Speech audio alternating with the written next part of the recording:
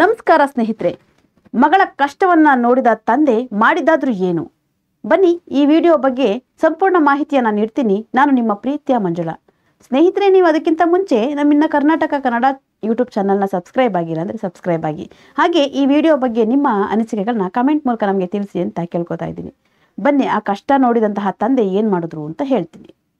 ಸ್ನೇಹಿತರೆ, ಜಾರ್ಖಂಡಿನ ಖ್ಯಾತ ಉದ್ಯಮಿ ಆದಂತಹ ಪ್ರೇಮ್ ಗುಪ್ತಾ ಅನ್ನೋರು ತಮ್ಮ ಮಗಳನ್ನ ಪ್ರೀತಿಯಿಂದ ಸಾಕಿರ್ತಾರೆ. ಅವರು ಮಾತ್ರ ಅಲ್ಲ, ಎಲ್ಲ ತಂದೆ ತಾಯಿಗಳು ಕೂಡ ಪ್ರೀತಿಯಿಂದ ಸಾಕಿರ್ತಾರೆ. ಆದರೆ ಇವರು ದೊಡ್ಡ ಬಿಸ್ನೆಸ್ ಮ್ಯಾನ್ ಆಗಿರೋದ್ರಿಂದ ಮಗಳಿಗೆ ಯಾವುದೇ ಕುಂದು ಕೊರತೆಗಳು ಬರದ ಹಾಗೆ ತುಂಬ ಚೆನ್ನಾಗಿ ಸಾಕಿರ್ತಾರೆ. ಅವಳಿಗೆ ನೋವು ಅಂದರೆ ಏನು ಗೊತ್ತಾಗಬಾರ್ದು, ಕಷ್ಟ ಅಂದರೆ ಏನು ಗೊತ್ತಾಗಬಾರ್ದು ಅನ್ನೋ ಥರದಲ್ಲಿ ಮಗಳನ್ನ ತುಂಬ ಚೆನ್ನಾಗಿ ಸಾಕಿರ್ತಾರೆ. ಅದರಲ್ಲಿ ಸಾಕ್ಷಿ ಅಂತ ಈಕೆ ಹೆಸರು. ಈಕೆ ದೊಡ್ಡ ಮಗಳಾಗಿರ್ತಾಳೆ. ಈಕೆನು ತುಂಬ ಚೆನ್ನಾಗಿ ಸಾಕಿ ಒಂದು ಮದುವೆ ಮಾಡಿ ಮನೆ ಕೊಟ್ಟು ಕಳಿಸ್ಬೇಕು ಅಂತ ಯೋಚನೆ ಬಂದಾಗ ತುಂಬ ಬೇಜಾರಾಗ್ತಾರೆ. ಯಾವುದೇ ಅಪ್ಪ ಅಮ್ಮ ಆದರೂ ಸಹ ಅಷ್ಟೇ. ಎಷ್ಟೇ ದೊಡ್ಡ ಎತ್ತರಕ್ಕೆ ಮಕ್ಕಳನ್ನ ಬೆಳೆಸಿದ್ರು ಒಂದಲ್ಲ ಒಂದು ದಿನ ಆಕೆಯನ್ನು ಗಂಡನ ಮನೆಗೆ ಕಳಿಸ್ಲೇಬೇಕು. ಅದೇ ಪರಿಸ್ಥಿತಿ ಈ ಪ್ರೇಮ್ ಗುಪ್ತಾ ಅವ್ರಿಗೂ ಬರುತ್ತೆ. ಮಗಳನ್ನ ಒಂದು ಸಂಸಾರಕ್ಕೆ ಕಾಲಿಡಿಸ್ಬೇಕು ಅಂತ ಅಂದಾಗ ತುಂಬ ಆಸೆಗಳಿರ್ತವೆ ಅಪ್ಪ ಅಮ್ಮಂಗೆ. ಯಾಕೆಂದರೆ ನಮ್ಮ ಮಗಳನ್ನ ಬೆಳೆಸಿದ್ದೀವಿ, ದೊಡ್ಡೋಳಾಗಿ ಮಾಡಿದ್ದೀವಿ, ಈಗ ಅವಳನ್ನ ನಮ್ಮ ಮನೆಯಿಂದ ಇನ್ನೊಂದು ಮನೆಗೆ ಕಳಿಸ್ಬೇಕು ಅಂತ ಅಂದರೆ ಆ ಮಗಳು ಅಲ್ಲಿ ಸುಖವಾಗಿ ಇರ್ತಾಳ, ಅವಳಿಗೆ ಏನೇನು ಬೇಕು ಏನೇನು ಬೇಡ, ಮತ್ತು ಆಕೆ ದಂಪತಿ ಹೇಗಿರಬೇಕು ಅನ್ನೋದು ದೊಡ್ಡ ಕನಸಾಗಿರುತ್ತೆ ಆ ಅಪ್ಪ ಅಮ್ಮಂದು. ಇಲ್ಲೂ ಪ್ರೇಮ್ ಗುಪ್ತಾ ಅವ್ರ ಕನಸು ದೊಡ್ಡದಾಗಿತ್ತು. ಮಗಳನ್ನ ತುಂಬ ಚೆನ್ನಾಗಿ ನೋಡ್ಕೋಬೇಕು ಅನ್ನೋ ಗಂಡ ಸಿಗಬೇಕು, ಅವಳಿಗೆ ಒಂದು ಫ್ಯಾಮಿಲಿ, ತುಂಬ ಒಳ್ಳೆ ಫ್ಯಾಮಿಲಿ ಸಿಗಬೇಕು ಅನ್ನೋ ಆಸೆಯಲ್ಲಿ ಒಬ್ಬ ಗಂಡನ ಹುಡುಕಿ ಮದುವೆ ಮಾಡ್ತಾರೆ. ಆ ವರನ ಹೆಸರು ಬಂದು ಸಚಿನ್ ಅಂತ. ಅವ್ರಿಗೆ ಮದುವೆ ಮಾಡಿಕೊಟ್ಟು ಪ್ಲಾನಿಂಗಲ್ಲಿ ಇರ್ತಾರೆ. ಮದುವೆ ಮಾಡ್ಕೊಳ್ಳೋ ಪ್ಲಾನಿಂಗಲ್ಲಿ ಮದುವೆಗೆ ಸುಮಾರು ಲಕ್ಷಗಟ್ಟಲೆ ಖರ್ಚು ಮಾಡಿರ್ತಾರೆ. ಅದರಲ್ಲಿ ಒಂದು 50 ಲಕ್ಷ ವರದಕ್ಷಿಣೆಯನ್ನು ಕೊಟ್ಟು, 2 ಕಾರನ್ನು ಕೊಟ್ಟು, ಮತ್ತಷ್ಟು ಮನೆಗಳು, ಈ ಥರ. ಏಕೆಂದರೆ ದೊಡ್ಡ ಬಿಸ್ನೆಸ್ ಮ್ಯಾನ್ ಆಗಿರೋದ್ರಿಂದ ಇವರಿಗೆ ಅಂದರೆ ದೊಡ್ಡ ಮಗಳು ತುಂಬ ಮುಂದೆ ಚೆನ್ನಾಗಿರಬೇಕು ಅನ್ನೋ ಆಸೆಯಿಂದ ಎಲ್ಲವನ್ನು ಕೊಟ್ಟು ಮದುವೆ ಮಾಡ್ತಾರೆ. ಮದುವೆ ಮಾಡಿ ಕೊಟ್ಟು ಆತನ ಮನೆಗೆ ಕಳಿಸ್ಕೊಟ್ಬಿಡ್ತಾರೆ. ಇನ್ನೇನು ಮದುವೆ ಮಾಡಿದ ಮೇಲೆ ಎಲ್ಲ ಅಪ್ಪನೂ ಮಗಳನ್ನ ಕಳಿಸ್ಕೊಡ್ಬೇಕಾದ್ರೆ ಎಂದಿನಂತೆ ಎಲ್ಲರಿಗೂ ಸಹ ದುಃಖ ಆಗೇ ಆಗುತ್ತೆ. ಯಾಕೆ ಅಂತ ಅಂದರೆ ಇಷ್ಟು ವರ್ಷ ನಮ್ಮ ಜೊತೆಲೇ ಇರ್ತಾರೆ, ಈಗ ಇರಲ್ಲ, ಅವ್ರ ಗಂಡನ ಮನೆಗೆ ಅವ್ರು ಹೋಗ್ಬಿಡ್ತಾರೆ. ಮನೇಲಿ ತಮ್ಮ ಮನೆಯಲ್ಲೇ ಬೆಳೆದಂತಹ ಮಗಳು ಒಂದಿನ ಅತಿಥಿಯಾಗಿ ಯಾಕೆ ಬರಬೇಕು ಅಂತ ಅಂದಾಗ ಅವರಿಗೂ ಸ್ವಲ್ಪ ಬೇಜಾರಾಗುತ್ತೆ. ಸ್ವಲ್ಪ ಅಲ್ಲ, ಜಾಸ್ತಿನೇ ಬೇಜಾರಾಗುತ್ತೆ. ಎಲ್ಲ ಹೆಣ್ಮಕ್ಳಿಗೂ ಆಗಿರುವಂಥ ದುಃಖ ಇದೆ. ನಾವೆಷ್ಟೇ ಬೆಳೆದಿದ್ರು ಅಪ್ಪ ಅಮ್ಮನ ಬಿಟ್ಟು ಗಂಡನ ಮನೆಗೆ ಹೋಗಲೇಬೇಕು. ಹಾಗೆ ಈಕೆ ಕೂಡ ಗಂಡನ ಮನೆಗೆ ಹೋಗ್ತಾರೆ, ಸಾಕ್ಷಿ ಅವರು.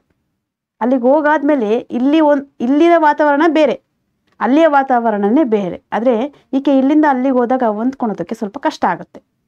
ಅವ್ರ ಅತ್ತೆ ಮಾವನ ಜೊತೆ ಮತ್ತು ಗಂಡನ ಜೊತೆ ಎಲ್ಲ ಹೊಂದ್ಕೊಳೋಕ್ಕೆ ಸ್ವಲ್ಪ ಕಷ್ಟ ಆಗುತ್ತೆ.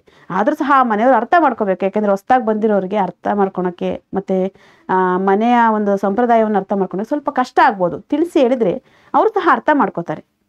ಆದರೆ ಒಂದು 6 ತಿಂಗಳು ಇವ್ರ ಜೀವನ ಚೆನ್ನಾಗೇ ನಡೀತಾ ಇರುತ್ತೆ. ವಸ್ತ್ರಲ್ಲೇದೇನೆ ಹೇಳ್ತಾರಲ್ಲ, ಹಂಗೆ ಗಾದೆ ಹೇಳ್ದ ಹಾಗೆ ಹೊಸ್ದಾಗಿ ನನ್ನ ಗಂಡ ಕಸ ಹಾಕ್ಸ್ತಾ ನೀರು ತರಿಸ್ತಾ ಬರ್ತಾ ಬರಲ್ ತಗೊಂಡ ಅನ್ನಂಗೆ ಇಲ್ಲಿ ಈಕೆ ಚೆನ್ನಾಗಿ ನೋಡ್ಕೊತಾ ಇರ್ತಾರೆ ಒಂದು 6 ತಿಂಗಳು. ಅದಾದಮೇಲೆ ಆಕೆ ಅತ್ತೆ ವರ್ಷಿಯನ್ನು ಶುರು ಮಾಡಿಬಿಡ್ತಾರೆ.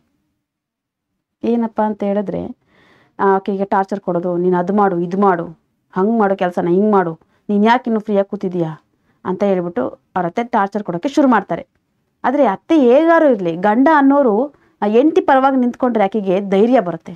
ಆದರೆ ಈಕೆಯ ಗಂಡ ಆಕೆ ಪರವಾಗಿ ಧೈರ್ಯವಾಗಿ ನಿಲ್ಲೋದೇ ಇಲ್ಲ. ಅಮ್ಮನ ಕಡೆನೇ ಮಾತಾಡ್ತಾ ನಿಂತು ಬಿಡ್ತಾರೆ. ಇವಳದೇ ತಪ್ಪು, ಹೆಂಡತಿದೇ ತಪ್ಪು ಅಂತ ಆ ರಕ್ತ ಜೊತೆ ಸೇರಿಕೊಂಡು ದೂರ ನೀಡೋಕ್ಕೆ ಶುರು ಮಾಡಿಬಿಡ್ತಾರೆ. ಆದರೆ ಈಕೆಗೆ ಬೇಜಾರಾಗುತ್ತೆ. ನನ್ನ ಗಂಡ ಒಳ್ಳೆಯವರಾಗಿದ್ದರೆ ಸಾಕಿತ್ತು, ನನಗೆ ಅತ್ತೆ ಮಾವನ್ನ ನಾನು ಹೆಂಗೋ ನಿಭಾಯಿಸ್ತಾ ಇದ್ದೆ, ಈಗ ಇವರು ನನ್ನ ಕಡೆ ಇಲ್ಲ, ನನ್ನದೇ ತಪ್ಪು, ನಾನೇ ಮಾಡಿದ ತಪ್ಪು ಅಂತ ನನಗೆ ಟಾರ್ಚರ್ ಕೊಡ್ತಿದ್ರಲ್ಲ, ಏನು ಮಾಡೋದು ಅಂತಂದ್ರು. ಆದರೂ ಸಹ ಆಕೆ ಇಷ್ಟು ಕಷ್ಟ ಅನುಭವಿಸ್ತಿದ್ರು ಅವ್ರ ಮನೆಗೆ ಹೇಳ್ಕೊಳಲ್ಲ. ಯಾಕೆಂದರೆ ಅವರಿಗೆ ನಾವು ನೋವು ಕೊಡೋದು ಬೇಡ ಅಂತ ಆಕೆ ಮನಸ್ಸು. ಇಷ್ಟೆಲ್ಲ ಖರ್ಚು ಮಾಡಿ ನನ್ನ ಮಗಳು ಚೆನ್ನಾಗಿರಲಿ ಅಂತ ನನ್ನ ಅಪ್ಪ ಅಮ್ಮ ಇಷ್ಟು ಕಷ್ಟಪಟ್ಟು ಸಾಕಿ ಗಂಡನ ಮನೆಗೆ ಕಳಿಸಿದ್ದಾರೆ, ತಿರ್ಗಾ ನಾನು ಮತ್ತೆ ಅವ್ರಿಗೆ ನೋವು ಕೊಡೋಕೆ ನನಗೆ ಇಷ್ಟ ಇಲ್ಲ ಅನ್ನೋ ಆಕೆ ಮನಸ್ಸು ಹೇಳ್ತಾ ಇರುತ್ತೆ. ಅದಕ್ಕೆ ಅವಳು ಯಾವ ವಿಷಯನೂ ಸಹ ತವ್ರ ಮನೆಗೆ ಹೇಳಿರೋದಿಲ್ಲ. ಒಂದಿನ ಸಾಕ್ಷಿಯ ತಂದೆ ಪ್ರೇಮ್ ಗುಪ್ತಾ ಅವರು ಮಗಳು ನೋಡೋಕ್ಕೋಸ್ಕರ ಮಗಳ ಮನೆಗೆ ಬರ್ತಾರೆ. ಬಂದಾದಮೇಲೆ ಆಕೆ ಆಗಿರುವಂಥ ರೀತಿ ಅಂದರೆ ತವ್ರ ಮನೇಲಿ ಬೆಳೆದಾಗ ಹೇಗಿರ್ತಾಳೆ, ಗಂಡನ ಮನೆಗೆ ಬಂದಾಗ ಸ್ವಲ್ಪ ಚೇಂಜ್ ಆಗಿ ಸಣ್ಣ ದಪ್ಪ ಕಪ್ಪು ಬಿಳುಪು ಈ ಥರ ಎಲ್ಲ ಆಗಿರ್ತಾರೆ. ಆದರೆ ಈಕೆ ಟಾರ್ಚರ್ ನಡೀತಾ ಇದೆ ಅತ್ತೆಯಿಂದ ಮತ್ತು ಗಂಡನಿಂದ ಅಂತ ಗೊತ್ತಾಗುತ್ತೆ. ಕೇಳ್ತಾನೆ, ಏನು ಪ್ರಾಬ್ಲಮ್, ಏನು ಹೇಳವ, ಯಾಕವ ಚೆನ್ನಾಗಿಲ್ವ ನೀನು, ಯಾಕೆ ಇವ್ರು ಚೆನ್ನಾಗಿ ನೋಡ್ಕೊತಲ್ವ ಅಂತ ಹೇಳಿದಾಗ ಕೇಳ್ತಾಳೆ, ಇಲ್ಲಪ್ಪ ನನಗೆ ಟಾರ್ಚರ್ ಕೊಡ್ತಿದ್ದಾರೆ ಕಣಪ್ಪ ಅಂತ ಹೇಳ್ತಾರೆ. ಆಗ ಯಾವುದೇ ತಂದೆ ತಾಯಿ ಆದರೂ ಕೋಪ ಬಂದೇ ಬರುತ್ತೆ. ಅಷ್ಟು ಚೆನ್ನಾಗಿರಿ ಮುತ್ತಿನಂತ ಸಾಕಿರೋಂಥ ಮಗಳನ್ನ ಗಿಣಿ ಸಾಕಿ ಗಿಡಗನ ಕೈಲಿ ಕೊಟ್ಟೆ ಅನ್ನೋ ಹಾಗೆ ಇವ್ರು ಅಷ್ಟು ಚೆನ್ನಾಗಿ ಸಾಕಿ ಈ ಮನೆಗೆ ಕಳಿಸಿರ್ತಾರೆ ಚೆನ್ನಾಗಿ ಸಾಕಲಿ ಅಂತ. ಆದರೆ ಇವ್ರು ಈ ಥರ ಮಾಡಿದಾಗ ಸಿಕ್ಕಾಬಟ್ಟೆ ಕೋಪ ಬರುತ್ತೆ ಪ್ರೇಮ್ ಗುಪ್ತಾ ಅವರಿಗೆ. ಬೈಯೋದಕ್ಕೆ ಶುರು ಮಾಡಿಬಿಡ್ತಾರೆ ಸಚಿನ್ ಅವ್ರಿಗೆ ಮತ್ತು ಆಕೆ ಅವರ ತಾಯಿಯವ್ರಿಗೆ ಸಿಕ್ಕಾಪಟ್ಟೆ ಬೈತಾರೆ. ನನ್ನ ಮಗಳನ್ನ ಅಷ್ಟು ಚೆನ್ನಾಗಿ ನಾನು ನೋಡಿಕೊಂಡು ನಿಮ್ಮ ಮನೆಗೆ ಈಗ ಕಳಿಸಿದ್ದೀವಿ ಅಂತಂದರೆ ನೀವು ಚೆನ್ನಾಗಿ ನೋಡ್ಕೋಬೇಕು. ಅಷ್ಟಿಲ್ದಲೇ ನಾನು ಅಷ್ಟು ಖರ್ಚು ಮಾಡಿ ಮದುವೆ ಮಾಡಿದ್ದೀನಿ, ಸಾಲದಕ್ಕೆ ನಿಮ್ಗೆ ವರದಕ್ಷಿಣೆ ಬೇರೆ ಕೊಟ್ಟಿದ್ದೀನಿ. ನನ್ನ ಮಗಳು ನೋವಬಾರ್ದು, ಅಂದರೆ ಅವಳಿಗೆ ಯಾವುದೇ ರೀತಿ ತೊಂದರೆ ಆಗಬಾರ್ದು, ಮುಂದೆ ನನ್ನ ಮಗಳು ನನ್ನ ಮನೇಲಿ ಹೇಗಿದ್ಲು ನಿಮ್ಮ ಮನೆಯೇ ಹಾಗೇ ಇರಲಿ ಅನ್ನೋದಕ್ಕೋಸ್ಕರ ನಾನು ಅಷ್ಟೆಲ್ಲ ಖರ್ಚು ಮಾಡಿ ಮದುವೆ ಮಾಡಿಕೊಟ್ರೆ ನೀವು ಯಾಕೆ ಹಿಂಗೆ ಮಾಡ್ತಿದ್ದೀರಾ ಅಂತ ಜೋರು ಮಾಡ್ತಾರೆ. ಅವ್ರ ಅತ್ತೆ ಮಾವ ಕೂಡ ಅವ್ರ ಮೇಲೆ ತಿರ್ಗಾ ಜೋರು ಮಾಡಿಬಿಡ್ತಾರೆ, ಹಂಗೆ ಹಿಂಗೆ ಅಂತ ಹೇಳ್ಬಿಟ್ಟು ಇಲ್ದಿರ ಚಾಡಿನೆಲ್ಲ ಹೇಳೋಕೆ ಶುರು ಮಾಡಿಬಿಡ್ತಾರೆ. ಆದರೂ ಸತ್ಯ ಏನು ಅಂತ ತಂದೆಗೆ ಮಗಳು ಹೇಳಿರ್ತಾಳೆ ಈ ಥರಪ್ಪ ಅಂತ. ಬೈತಾರೆ, ಸಮಾಧಾನ ಮಾಡಿಬಿಟ್ಟು ಇಬ್ಬರಿಗೂ ಸಮಾಧಾನ ಮಾಡ್ತಾರೆ. ಪ್ರೇಮ್ ಗುಪ್ತಾ ಅವರು ಮಗಳಿಗೂ ಸಮಾಧಾನ ಮಾಡ್ತಾರೆ, ಈ ಕಡೆ ಗಂಡ ಮತ್ತು ಅವ್ರ ಅತ್ತೆಗೂ ಕೂಡ ಸಮಾಧಾನ ಮಾಡ್ತಾರೆ. ಯಾಕೆಂದರೆ ಮಗಳನ್ನ ಕರ್ಕೊಂಡೋಗಿ ಮನೇಲಿ ಇಟ್ಕೊಳಕ್ಕೆ ಆಗಲ್ಲ, ಇನ್ನು ಸಂಸಾರ ಮಾಡಿ ಬಾಡಿ ಬದುಕಬೇಕಾದಂಥ ಮಗಳನ್ನ ಕರ್ಕೊಂಡೋಗಿ ಇಟ್ಕೊಂಡ್ರೆ ಜನ ಏನಂತಾರೆ ಅಂತ ಆತನ ಉದ್ದೇಶ. ಅದಾದಮೇಲೆ ಅವರು ಮನೆಗೆ ಹೋಗ್ತಾರೆ. ಪ್ರೇಮ್ ಗುಪ್ತಾ ಅವರು ಮಗಳಿಗೆ ಅಲ್ಲೇ ಬಿಟ್ಬಿಟ್ಟು ಹೋಗ್ತಾರೆ. ಆವಾಗ ಅಂದ್ಕೊಂಡಿರ್ತಾರೆ ಅವರು, ಬುದ್ಧಿ ಹೇಳಿ ಬಂದಿದ್ದೀನಲ್ವ, ಈಗಲಾದರೂ ಚೆನ್ನಾಗಿ ನೋಡ್ಕೊತಾ ಇರ್ಬೋದು ಅಂತ. ಆದರೆ ಇಲ್ಲಿ ಗಂಡ ಮತ್ತು ಅತ್ತೆ ಅವರು ನಾಯಿ ಬಲ ಯಾವತ್ತಿದ್ರು ಡೊಂಕಿ ಅಂತಾರಲ್ಲ ಹಂಗೆ ಅವ್ರು ವರ್ಷೆ ಮತ್ತೆ ಶುರು ಮಾಡೇ ಬಿಡ್ತಾರೆ. ಮತ್ತೆ ಅವ್ರಿಗೆ ಇನ್ನಷ್ಟು ಜಾಸ್ತಿ ಕಿರುಕುಳನ್ನ ಕೊಡೋಕ್ಕೆ ಶುರು ಮಾಡಿಬಿಡ್ತಾರೆ ಸಾಕ್ಷಿ ಅವರಿಗೆ. ಆಕೆ ಇವ್ರು ಕೊಡೋ ಕಾಟನ್ನು ತಡೆಯೋಕ್ಕಾಗ್ದರೆ ಮತ್ತೆ ತಿರ್ಗಾ ಅವ್ರ ತಂದೆ ಅವ್ರಿಗೆ ಫೋನ್ ಮಾಡ್ತಾಳೆ. ಅಪ್ಪ ನನಗೆ ಆಗ್ತಾ ಇಲ್ಲ, ಇವ್ರು ಟಾರ್ಚರ್ ತಡೆಯೋಕ್ಕೆ ಬಂದು ನನ್ನನ್ನು ಕರ್ಕೊಂಡೋಗಿ ನನ್ನ ಕೈಲಿ ಆಗ್ತಾ ಇಲ್ಲ ಅಂತ ಹೇಳ್ತಾಳೆ. ಅದಕ್ಕೆ ಅವ್ರ ತಂದೆ ಹೇಳ್ತಾರೆ, ಆ ಅನಿಷ್ಟ ಜಾಗಕ್ಕೆ ಮತ್ತೆ ನನಗೆ ಕಾಲಿಡೋಕ್ಕೆ ಇಷ್ಟ ಇಲ್ಲ ಕಣಮ್ಮ, ನೀನು ಬಂದುಬಿಡು ನಮ್ಮ ಮನೆಗೆ ಅಂತ ಹೇಳ್ತಾರೆ. ಯಾರು? ಆ ಸಾಕ್ಷಿಯ ತಂದೆ. ಅದಾದ ತಕ್ಷಣ ಆಕೆ ನಮ್ಮ ಅಪ್ಪ ಹೇಳ್ತಿರೋದೇ ಸರಿ, ನಾನು ಇಲ್ಲಿರಬಾರ್ದು, ನಾನು ಹೋಗೋಣ ಅಂತ ಹೇಳ್ಬಿಟ್ಟು ಅಲ್ಲಿಂದ ಆಕೆ ತವ್ರ ಮನೆಗೆ ಹೋಗ್ತಾರೆ ಸಾಕ್ಷಿಯವರು. ಅಲ್ಲಿಗೆ ಹೋದ ತಕ್ಷಣ ಆಕೆಗೆ ಇಲ್ಲಿಲ್ಲದ ಫೀಲು, ನಾನು ಮತ್ತೆ ಎಲ್ಲೋ ಒಂದು ಕಡೆ ಗೂಡಿಂದ ಹೊರಗಡೆ ಬಂದಿದ್ದೀನಪ್ಪ ಅನಿಸ್ತಾ ಇರುತ್ತೆ. ಆದರೆ ಈ ತಂದೆ ಈ ಗಂಡ ಹೆಂಡತಿ ಅಂದರೆ ಮತ್ತೆ ತಿರ್ಗಾ ನನ್ನ ಹೆಂಡತಿ ಅಂತ ಗಂಡ ಬರ್ಬೋದು. ಅದಕ್ಕೋಸ್ಕರ ಆಕೆ ತಂದೆ ಡೈವರ್ಸ್ಗೆ ಕೊಟ್ಟಿಗೆ ಅಪ್ಲಿಕೇಶನ್ ಹಾಕ್ತಾರೆ ಮಗಳಿಗೆ ಪರವಾಗಿ.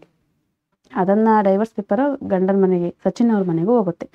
ಆ ಡೈವರ್ಸ್ ಪೇಪರ್ನ ನೋಡಿದ ತಕ್ಷಣ ಸಚಿನ್ ಅವರು ಮತ್ತು ಆತನ ತಾಯಿ, ಅಯ್ಯೋ ನಮಗೇನು ಅವಳು ಉಪಯೋಗ ಇಲ್ಲ, ಬೇಡ ಅವಳು ನಮ್ಮ ಜೊತೆ ಇರೋದೇ ಬೇಡ, ಏನಕ್ಕೆ ಹೋಗ್ಬಿಡ್ಲಿ, ಬೇಡ ದಯವಿಟ್ಟು ಡಿವೋರ್ಸ್ ಪೇಪರ್ ಕೊಟ್ಟು ಕಳಿಸಿದ್ಮೇಲೆ ಮತ್ತೆ ಯಾಕೆ ಅವಳು ನಮ್ಮ ಮನೆಗೆ ಮತ್ತೆ ಹೋಗ್ಬಿಡ್ಲಿ ಅಂತ ಒಪ್ಪಿಗೆನ ನೀಡ್ತಾರೆ. ನೀಡಿ ಸ್ವಲ್ಪ ದಿನಕ್ಕೆ ಅವರಿಗೆ ಡಿವೋರ್ಸ್ ಆಗುತ್ತೆ ಇಬ್ಬರಿಗೂ. ಆ ಖುಷಿನ ಈ ತಂದೆ ಹೇಗೆ ಸೆಲೆಬ್ರೇಟ್ ಮಾಡಿದರು ಅಂತಂದರೆ, ನಮ್ಮೂರಲ್ಲಿ ಜಾತ್ರೆಗಳಾದರೆ ಡೋಲು ಕುಣಿತಗಳ ಮೂಲಕ ದೇವ್ರನ್ನ ಕರ್ಕೊಂಡ್ಬರ್ತಾ ರೀತಿಲಿ ತನ್ನ ಮಗಳನ್ನು ನರಕದಿಂದ ಸ್ವರ್ಗಕ್ಕೆ ಬಂದಂತಹ ನನ್ನ ಮಗಳು ನನಗೆ ಹಾಗೆ ಅನ್ನಿಸ್ತಾ ಇದೆ. ಯಾಕೆಂದರೆ ಇಷ್ಟು ದಿನ ನರಕ ಅನುಭವಿಸ್ತಾ ಇದ್ಲು, ಈಗ ನನ್ನ ಮಗಳನ್ನ ಮತ್ತೆ ನಾನು ಸ್ವರ್ಗಕ್ಕೆ ಕರ್ಕೊಂಡು ಬರ್ತಾ ಇದ್ದೀನಿ ಅನ್ನೋ ಖುಷಿಲಿ ಈ ಬ್ಯಾಂಡ್ಗಳ ಮೂಲಕ ಬಾರಿಸೋದ್ರ ಮೂಲಕ ತನ್ನ ಮಗಳನ್ನು ಮತ್ತೆ ಮನೆಗೆ ಕರ್ಕೊಂಡು ಬರ್ತಾರೆ. ಮತ್ತೊಂದು ಕಡೆ ಏನು ಅಂತಂದರೆ ಆಕೆಗೆ ಮತ್ತೊಂದು ಸಂಬಂಧ ನೋಡಿ ಮದುವೆ ಮಾಡಿ ಕಳಿಸ್ತಾರೆ. ನೋಡಿದ್ರ ಸ್ನೇಹಿತರೆ, ಮಕ್ಕಳು ಎಷ್ಟು ಕಷ್ಟಪಡ್ತಾ ಇರ್ತಾರೆ, ಆ ಕಷ್ಟ ಪಡಬಾರ್ದು ಅನ್ನೋದಕ್ಕೋಸ್ಕರನೇ ತಂದೆ ತಾಯಿಗಳು ಇಷ್ಟು ದುಡ್ದು ಸಂಪಾದನೆ ಮಾಡಿ ಒಂದು ಮನೆಯನ್ನು ಸೇರಿಸಿರ್ತಾರೆ. ಆ ಸೇರಿದಂಥ ಮನೆಯವ್ರು ಹೇಗಿರ್ತಾರೆ ಏನು ಅನ್ನೋದೇ ಗೊತ್ತಾಗಲ್ಲ ನೋಡಿ.